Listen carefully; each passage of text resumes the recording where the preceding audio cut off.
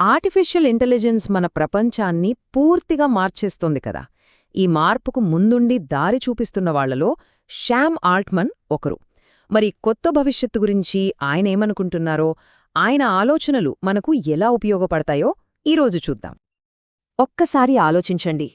ఏ విషయంలోనైనా సరే ఎప్పుడు కావాలంటే అప్పుడు సలహా ఇవ్వడానికి ఒక పీహెచ్డీ ఎక్స్పర్ట్ మన పక్కనే ఉంటే ఎలా ఉంటుంది? అసాధ్యమనిపిస్తోంది కదూ. కానీ రాబోయే నెక్స్ట్ జనరేషన్ ఏఐ దీన్నే నిజం చేయబోతోంది. సరే, ముందుగా ఈ కొత్త తరం ఏఐ గురించి మాట్లాడుకుందాం. అసలు దీనికి పాతవాటికి ఉన్న తేడా ఏంటి? ఇది ఎందుకంత పవర్ఫుల్? ఈ కొత్త టెక్నాలజీ ఎంత శక్తివంతమైనదో చూడండి.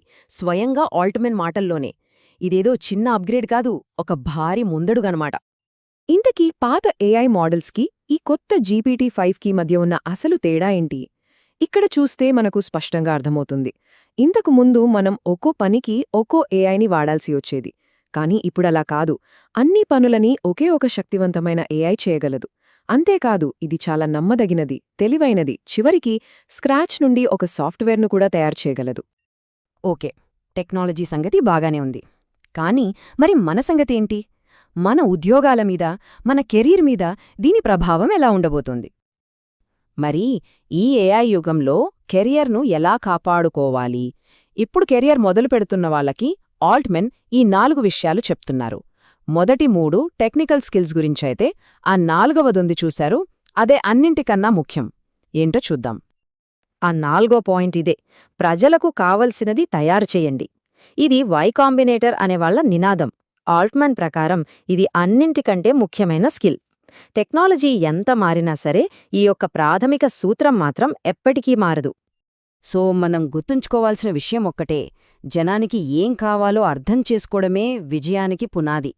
ఏఐ మనకు అద్భుతమైన టూల్స్ ఇవ్వగలదు, కానీ ఆ టూల్స్తో ఏం తయారు చెయ్యాలో నిర్ణయించాల్సింది మనమే. ఇప్పుడు వ్యాపారాల గురించి మాట్లాడుకుందాం. ఏఐ ఇంత వేగంగా అభివృద్ధి చెందుతున్నప్పుడు చాలా కాలం నిలబడే కంపెనీని కట్టడం ఎలా? ఇది చాలా మంది ఎంటర్ప్రెన్యూర్స్కి పెద్ద సవాలుగా మారింది. ఈ తేడాని అర్థం చేసుకోటానికి ఆల్ట్మన్ ఒక మంచి ఉదాహరణ ఇచ్చారు.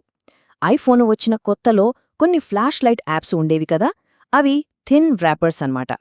ఎప్పుడైతే యాపిల్ కంపెనీయే ఆ ఫీచర్ను ఐఫోన్లో ఇచ్చిందో ఆ యాప్స్ అన్నీ మాయమైపోయాయి. కాని ఉబర్ లాంటి కంపెనీలు ఏం చేశాయి? ఐఫోన్ ఒక సాధనంగా వాడుకుని కస్టమర్లతో ఒక బలమైన బంధాన్ని ఏర్పరచుకున్నాయి. ఏఐతో వ్యాపారం చేసేటప్పుడు మనం ఉబర్ లాగా ఉండాలి, ఫ్లాష్ లైట్ యాప్ లాగా కాదు. గుర్తుంచుకోవాల్సిన విషయమేంటంటే, ఊరికే ఏఐని వాడటం అనేది ఒక రక్షణ కవచం కాదు. దాన్ని వాడుకుని ఒక స్థిరమైన కంపెనీగా మారాలి.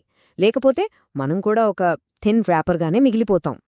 సరే, వ్యక్తిగత కెరీర్లు, వ్యాపారాల నుండి ఇప్పుడు మనం కొంచెం పెద్ద చిత్రానికి వద్దాం.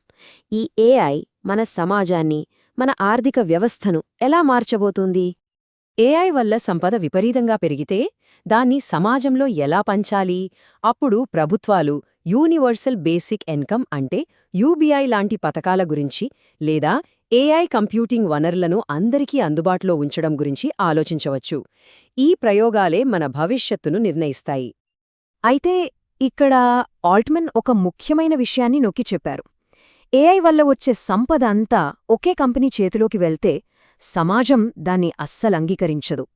ఒకే కంపెనీ ప్రపంచ జీడీపీలో సగం సంపాదిస్తే ప్రజలు ఇలా జరగడానికి వీల్లేదు అని ఖచ్చితంగా అంటారు. మరి సంపద ఎలా పంపిణీ అవుతుంది?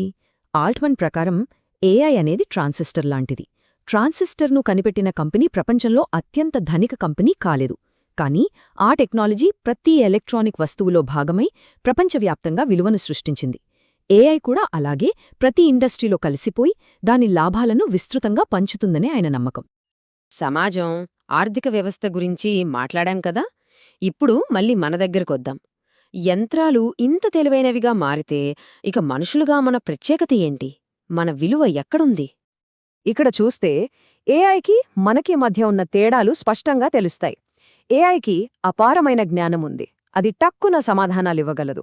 కాని కొత్త ప్రశ్నలడగటం, ఏళ్ల తరబడి ఒకే లక్ష్యం కోసం పనిచేయటం, అందర్లా కాకుండా భిన్నంగా ఆలోచించడం, ఇవన్నీ మన మనుషులకే సాధ్యం. ఇవే మన అసలైన బలాలు. ఈ ఆలోచన చాలా పవర్ఫుల్. రేపు ఇంటర్నెట్ మొత్తం ఏఐ సృష్టించిన కంటెంట్తో నిండిపోయినప్పుడు నిజమైన అసలైన మానవ సంబంధాలకు, అనుభవాలకు విలువ విపరీతంగా పెరిగిపోతుంది. సో ఈరోజు విశ్లేషణను ఈ ప్రశ్నతో ముగిద్దాం.